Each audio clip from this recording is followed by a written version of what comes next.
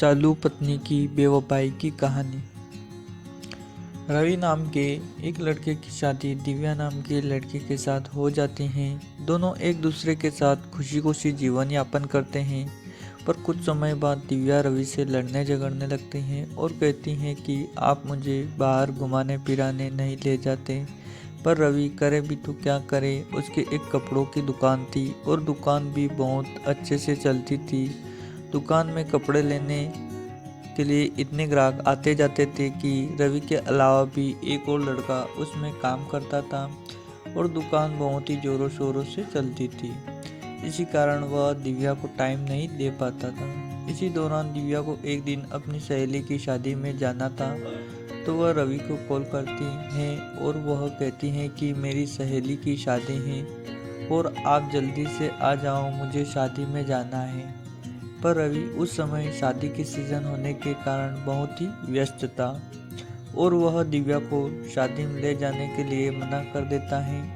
पर दिव्या जाने के लिए जिद करती है तो रवि सोचता है और फिर कहता है कि ठीक है, मैं नहीं आ पाऊंगा और अपने नौकर कृष्णा को तुम्हारे साथ भेज देता हूँ। वह तुम्हें तुम्हारी सहेली के घर छोड़ देगा और दिव्या भी मान जाती है।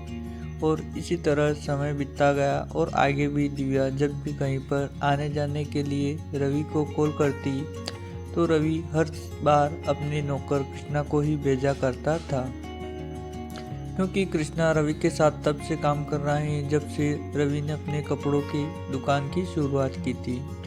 इसी कारण रवि को कृष्णा पर पूरा विश्वास था और इसी दौरान दिव्या और कृष्णा को एक दूसरे के साथ प्यार हो जाता है और दोनों एक दूसरे के प्यार में इतने डूब जाते हैं कि उन्हें दुनियादारी का कोई ठिकाना ही नहीं रहता। और अब वह दिन प्रतिदिन बिना किसी काम के मिलने के बहाने से रवि से झूठ बोलकर घूमने फिरने के लिए निकल जाते थे।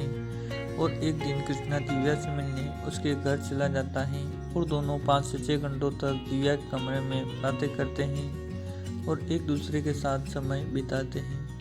यह सब वारदात रवि के पापा देखते हैं और रवि के ऑफिस आते ही उसे यह सब वारदात बताते हैं और कहते हैं कि तुम्हें बहू को इस तरह कृष्णा के साथ घूमने फिरने के लिए नहीं भेजना चाहिए। पर रवि कहता है कि मैं कृष्णा को अपना छोटा भाई समझता हूँ और मुझे दिव्या पर भी पूरा विश्वास है कि वह मुझे कभी धोखा नहीं देंगे। रवि जब भी दुकान से घर जाता था तो वह दिव्या को बाहर से ही आवाज़ लगाकर घर के अंदर जाता था, लेकिन एक दिन रवि की तबीयत खराब होने के कारण वह सीधा दिव्या के कमरे में चला जाता है, जहां पर वह देखता है कि दिव्या कृष्णा की बाहों में आपत्तिजनक स्थिति में है। यह सब देखकर रवि को बहुत ही गहरा झटका लगता है और वह दिव्या से कहता है कि मैंने तुम्हें हर तरह की खुशी दी और तुम्हें जान से भी ज़्यादा चाहा, फिर भी तुमने मेरे साथ ही धोखा किया। और वह कृष्णा को कहता है कि तुम दोस्ती के नाम पर कलंक हो, मैंने तुम्हें अपना छोटा भाई समझा था और तुमने मेरे ही पीठ पीछे इतना बड़ा धोखा दे दिया। यह सब कहकर रवि वहाँ से चुपचाप बाहर चला गया, क्योंकि रवि एक सीधा साधा व्यक्ति था और अपने घर की इज्जत को बचाने के लिए वह अपनी पत्नी और कृष्णा के बारे में किसी को कुछ भी नहीं बताता। और दूसरी तरफ कृष्णा के मन में रवि की संपत्ति को लेकर मन में लालच आया कि अगर रवि को रास्ते से हटा दिया जाए तो सभी जमीन जायदाद उसकी और दिव्या की हो जाएगी। और यह बात दिव्या को बताता है और फिर दोनों रवि को मारने की साजिश करते हैं और फिर अगली ही रात को रवि का गला घोंटकर उसे मार देते हैं और उसकी लाश को अपने ही घर के पीछे के गार्डन में दफना देते हैं।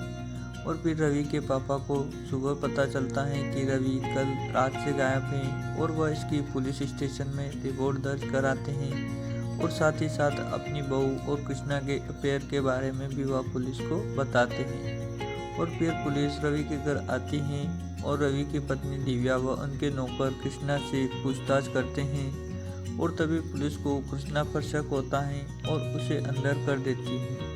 और उसे टॉर्चर करने पर वह कबूल कर लेता है कि उसने और दिव्या ने ही रवि को मारकर उसकी लाश को उसी के घर के पीछे के गार्डन में दफना दिया है।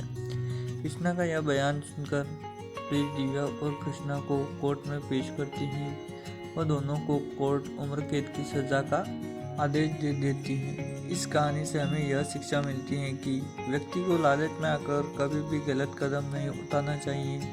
रवि और कृष्णा की एक गलती से उनको सलाखों के पीछे भेज दिया। यह कहानी अच्छी लगी हो तो वीडियो को लाइक कीजिए और चैनल को सब्सक्राइब कर दीजिए। वह वीडियो को पूरा देखने के लिए धन्यवाद।